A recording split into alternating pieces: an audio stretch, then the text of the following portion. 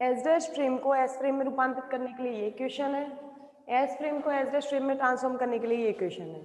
अब मैं इसको इसमें ट्रांसफॉर्म कर रही हूँ तो मतलब ऊपर वाला फंक्शन तो आपको बिना बार का चाहिए और नीचे वाले फंक्शन बार का चाहिए, तो इसलिए मैंने मल्टीप्लाई ऊपर तो बिना बार का करा है और नीचे बार वाला कर दिया। बार वाला इसका एज इट इज करा है क्योंकि ये दोनों कैंसिल हो जाएंगे। Multiply equation first by this quantity on both sides, both side multiply करता है।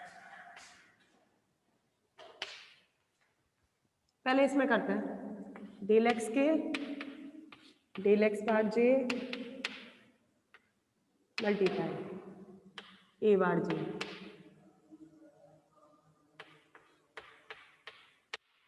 इक्वल्स टू, ये आइडेंटिटी लिखी del X bar J del X I, multiply जो करना है वो किससे करना है, इस फंक्शन से, डेल एक्स के डेल एक्स बार जे, इनसे मल्टीप्लाई करना है। अब देखते हैं, दोनों साइड मैंने बोथ साइड्स मल्टीप्लाई कर दिया है। डेल एक्स बार जे से del X bar J cancel, और यहाँ क्या बचा है ए आई, ये ए आई और लिख देते हैं।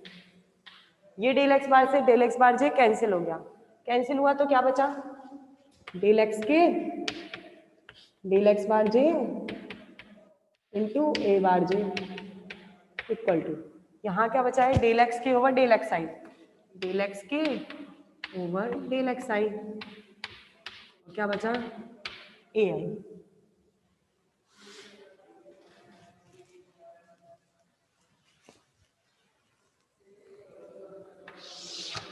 अब देखो जरा, क्रोनेकर डेल्टा फलन पढ़ चुके हो।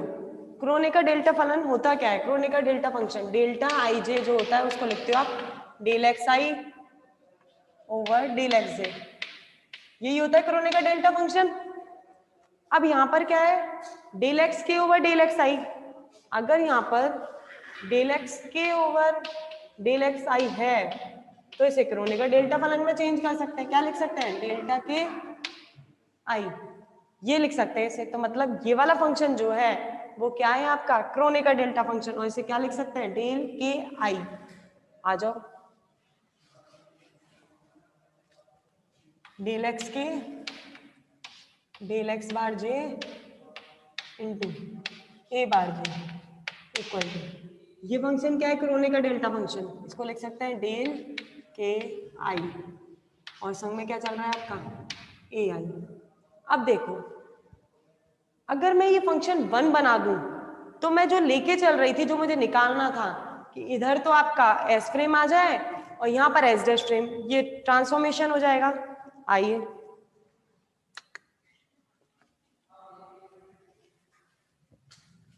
From Kronecker delta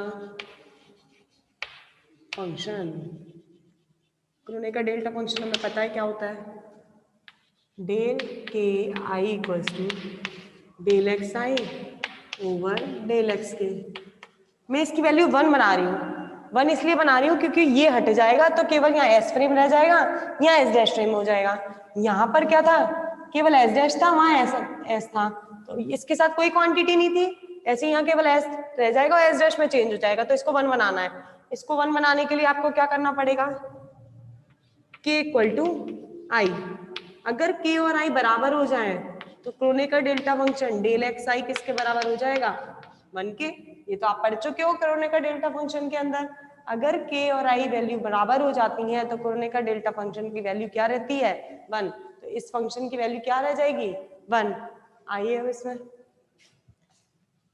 delta X के delta X bar J into A bar J equal to, ये तो 1 हो जाएगा, क्या बचेगा केवल ए आई।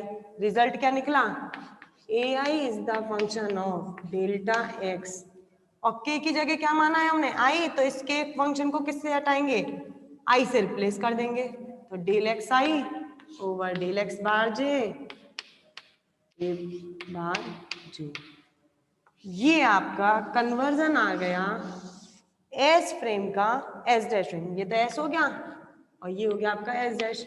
एस फ्रेम को एस फ्रेम लेके चले थे हम, एस डैश फ्रेम को एस फ्रेम में, और लेके आए हम एस फ्रेम को एस डैश फ्रेम में। वही मैंने बोला था कि आपको क्या करना है, ट्रांसफॉर्मेशन करना है। लेके चलोगे S to S dash to S और लेके आओगे एस टू एस डैश, वो हमारा यहाँ कन्वर्जन हो गया। और कॉन्ट्रावेरिएंट ही है, कॉन्ट्रावेरिएंट की पहचान मैंने बताई दी, ये वाला फंक्शन तो ऊपर और ये वाला फंक्शन नीचे, ये कॉन्ट्रावेरिएंट टेंसर ही है। LHS तो ऊपर आ रहा है, RHS नीचे जा रहा है, इसका मतलब ये आपका क्या है, कॉन्ट्रावेरिएंट टेंसर। ये हो गया आपका प्रूफ, मतलब मैंने फर्स्ट डिग्री का फर्स्ट पावर वाला आपको कॉन्ट्रावेरिएंट टेंसर समझा दिया है। स्क्रीनशॉट ले लो अब इसका।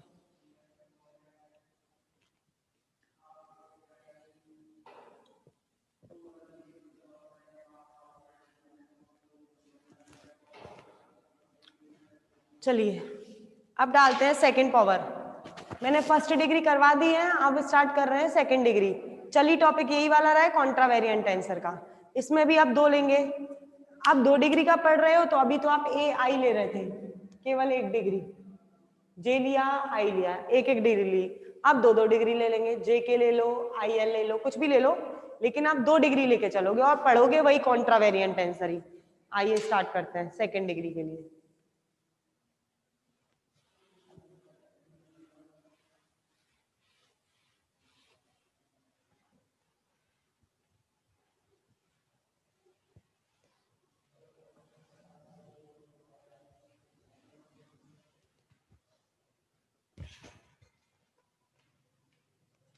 कॉन्ट्रावेरिएंट टेंसर ही चल रहा है, उसका second point second degree.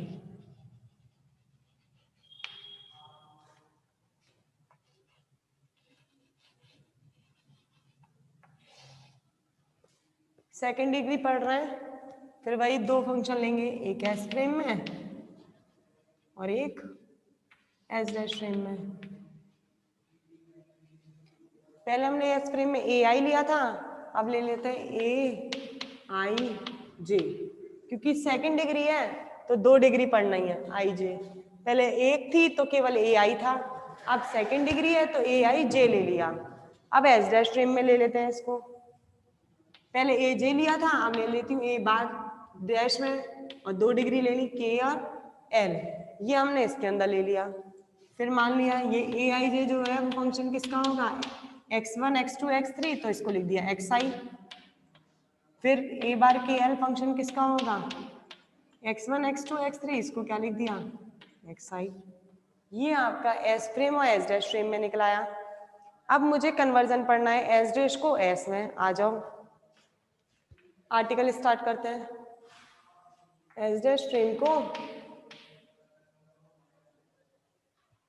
S frame में ट्रांसफॉर्मेशन लिख रही हूं और लेके आना है आपको एस फ्रेम को एस डैश फ्रेम में। एस डैश फ्रेम का फंक्शन क्या है, AIJ, एस डैश का A bar KL, S frame का AIJ।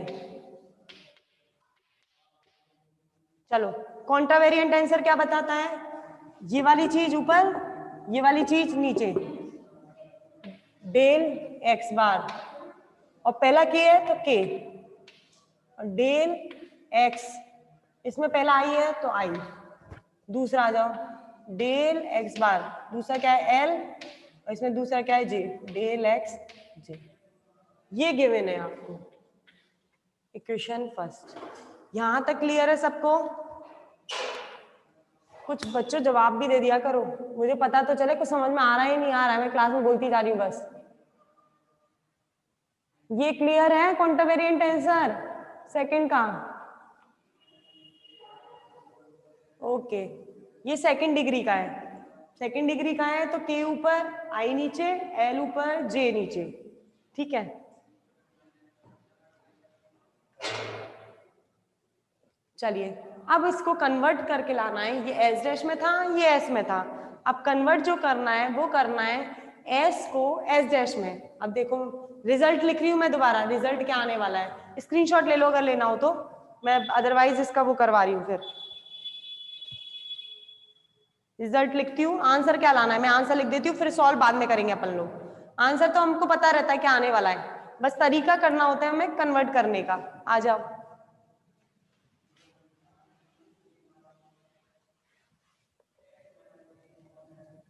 लाना क्या है, एस फ्रेम को एस डैश फ्रेम में,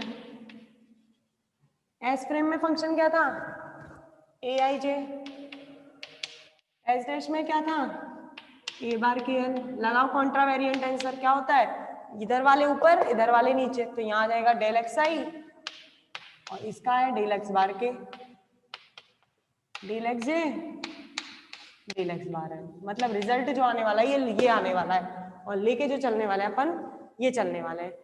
अब क्या करना है आपको, फिर दोबारा इस क्वांटिटी का कोई ऐसे फंक्शन से मल्टीप्लाई करो कि ऊपर वाले फंक्शन कट जाए और नीचे वाले फंक्शन बच जाए। मतलब ऊपर वाले फंक्शन कौन कौन से रिमूव करना है, के और एल। मैं मल्टीप्लाई करती हूँ, मल्टीप्लाई, नीचे तो पता है हमारा ये आना चाहिए, एक बार तो आना चाहिए डेल एक्स बार के और एक ये काटना है तो आना चाहिए डेल एक्स बार एल। ऊपर आपकी मर्जी है कोई भी ले लो, मैंने ले लिया एम और एक ले लिया एन। मतलब मैं इस इक्वेशन का multiply this on both side. अब मैं दोनों साइड इससे मल्टीप्लाई कर रही हूँ। इस बार मैंने दो क्यों ली है, क्योंकि मैं सेकंड डिग्री पढ़ा रही हूँ। पहले मैंने फर्स्ट डिग्री पढ़ाया था तो केवल एक लेके चली थी, अब दो है तो मैं दो लेके चल रही हूँ। हटाना मुझे ऊपर वालों का, तो नीचे मैंने ऐसी क्वांटिटीज ली जो नीचे वाले कैंसिल कर देंगे। आ जाओ करो दोनों साइड मल्टीप्लाई, पहले इसमें करते हैं del X N del X bar K, del X N del X bar N, A bar K L equal to, इसको लिखो del X bar K del X I del X bar L del X J, multiply करना है इससे del X M del X bar K del X N del X bar N, दोनों side multiply कर दिया इससे। यहाँ क्या बचा, ए आई जे, कैंसिल करो, इससे ये कैंसिल इससे ये कैंसिल, क्या बचा,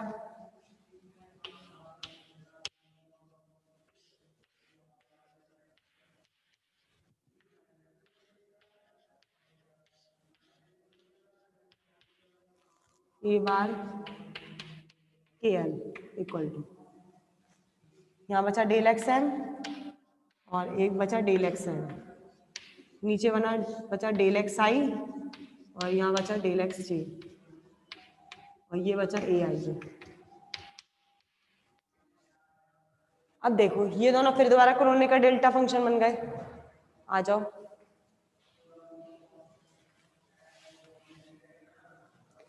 del X M over del X I, Kronecker delta function क्या हो जाएगा, function delta M I, del X N over del X J, Kronecker delta function क्या हो जाएगा, डेल एन जे। आ जाओ इसको लिखते हैं, del X M del X bar K del X N del X bar N A bar K N equal to, इसको क्या लिख सकते हैं, डेल्टा एम आई, इसको क्या लिख सकते हैं, डेल्टा एन जे, और क्या बचा ए आई जे। ये क्रोनिका डेल्टा फंक्शन हो गया। अब करते हैं क्रोनिका डेल्टा फंक्शन से, फ्रॉम क्रोनिका डेल्टा फंक्शन,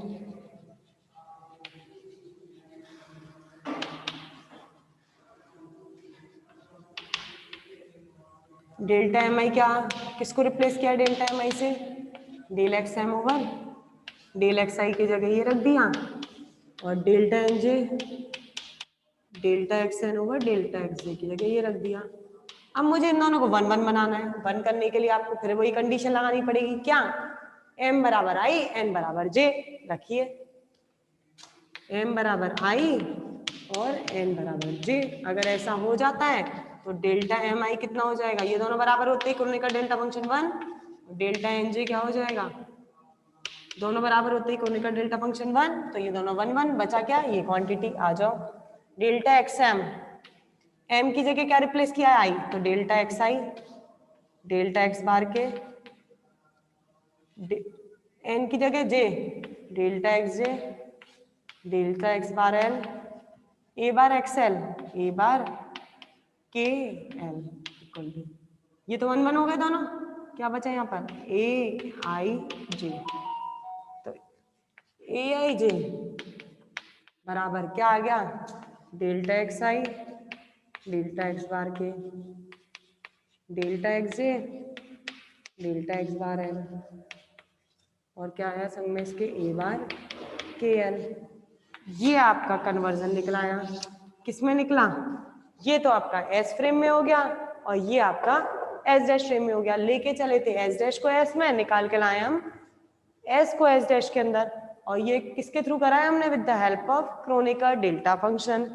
ये आपका कॉन्ट्रावेरिएंट टेंसर पढ़ चुके हो। कॉन्ट्रावेरिएंट टेंसर की पहचान, ये वाले ऊपर, दोनों ऊपर है, और ये वाले नीचे, दोनों नीचे है, तो हमारा करेक्ट आंसर है, करेक्ट आंसर है। अब ये हमने जो पढ़े वो आज मैंने आपको दो टेंसर पढ़ाए, एक तो पढ़ाया इनवेरिएंट टेंसर, दूसरा पढ़ाया कॉन्ट्रावेरिएंट टेंसर।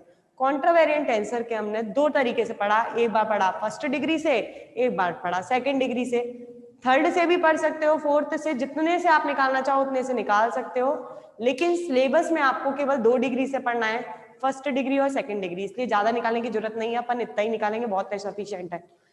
एक तो निकाला हमने फर्स्ट डिग्री से और एक निकाल दिया सेकंड डिग्री से, दोनों डिग्री से निकल चुका है, और ये कॉन्ट्रावेरिएंट टेंसर यहाँ पर कंप्लीट हो गया है। कोई प्रॉब्लम है आप लोगों को इसमें? दोनों बच्चे दो ही आए क्लास के अंदर, क्लास भी तो इतनी छोटी सी है। नो यस, दूसरा बच्चा है उसको क्लियर है, कौन है वो? नमन पांडे।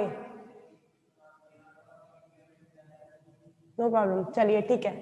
मैंने दो टेंसर करवाए, इनवेरिएंट टेंसर और कॉन्ट्रावेरिएंट टेंसर। अब एक बात बता दो जरा मुझे, अब मैं पूछ रही हूँ इन दोनों टेंसर के अंदर से एक question, invariant tensor first degree tensor हो सकता है या नहीं हो सकता? बताइए, यस और नो में आंसर दे दीजिए। Invariant tensor first degree tensor हो सकता है या नहीं हो सकता? से यस और no. No, yes, good. Invariant tensor कभी भी फर्स्ट डिग्री और सेकंड डिग्री नहीं हो सकता, वो केवल जीरो टेंसर होता है। और पेपर के अंदर ये बहुत अच्छे से पूछता है कि कौन सा टेंसर ऐसा है जिसे हम जीरो डिग्री टेंसर बोलते हैं, वो आपका केवल इनवेरिएंट टेंसर है। और बाकी से आदि टेंसर जो पढ़ोगे, कॉन्ट्रावेरिएंट, कोवेरिएंट, मिक्स्ड, सारे 1 डिग्री 2 डिग्री 3 डिग्री 4 डिग्री, हजारों डिग्रियों में होते हैं, लेकिन कोई सा भी ऐसा टेंसर नहीं है इन तीनों के अंदर जो 0 डिग्री का हो। केवल एक ही टेंसर है 0 डिग्री का, वो है आपका इनवेरिएंट टेंसर। और कॉन्ट्रावेरिएंट टेंसर 0 डिग्री का टेंसर हो सकता है या नहीं हो सकता? दूसरा क्वेश्चन, कॉन्ट्रावेरिएंट टेंसर 0 डिग्री का टेंसर हो सकता है या नहीं हो सकता? No, good. Contravariant tensor 0 degree का टेंसर नहीं हो सकता, ये first degree, second degree, third degree, कोई सी भी डिग्री का हो जाएगा, लेकिन 0 डिग्री का नहीं होगा। इनवेरिएंट टेंसर केवल 0 डिग्री का होगा वो, और कोई सी डिग्री का टेंसर नहीं हो सकता। आज हमने दो टाइप पढ़े टेंसर के, इनवेरिएंट और कॉन्ट्रावेरिएंट। अब जो पढ़ने हैं वो दो बचे हैं, वो दो जो बचे हैं वो पढ़े बचे हैं आपके कोवेरिएंट और मिक्स्ड टेंसर। मिक्स्ड टेंसर के अंदर जो पढ़ोगे, बहुत अच्छा टेंसर है मिक्स्ड टेंसर, उसके अंदर दो का मिक्सअप होता है, उसमें कॉन्ट्रावेरिएंट भी चलता है और कोवेरिएंट भी चलता है, दोनों एक साथ मिलके चलते हैं। हम कॉन्ट्रावेरिएंट और कोवेरिएंट दोनों मिला के पढ़ते हैं मिक्स्ड टेंसर। अभी पहले हमने कॉन्ट्रावेरिएंट तो सीख लिया है क्या होता है, कल के लेक्चर में मैं सिखाऊंगी आपको कोवेरिएंट टेंसर क्या होता है, उसे कैसे ओपन किया जाता है। होता ऐसे ही है, ऐसे ही सॉल्व करना है, लेकिन उसका थोड़ा पैटर्न अलग है कॉन्ट्रावेरिएंट से। कोवेरिएंट का पैटर्न अलग है कैसे ओपन करना है, और कॉन्ट्रावेरिएंट का थोड़ा पैटर्न अलग है कैसे करना है। ये दोनों एक दूसरे से सिमिलर हैं, पर दोनों को ओपन करने के तरीके अलग अलग है। इसका जैसे आपने ओपन करने का तरीका तो सीख लिया, जो लेफ्ट हैंड साइड वाले होते हैं वो ऊपर आते हैं और राइट हैंड साइड वाले नीचे जाते हैं। और कोवेरिएंट के अंदर वो मैं कल बताऊंगी डिटेल में कि कैसा पैटर्न चलता है। ओके, चलो आज का लेक्चर खत्म।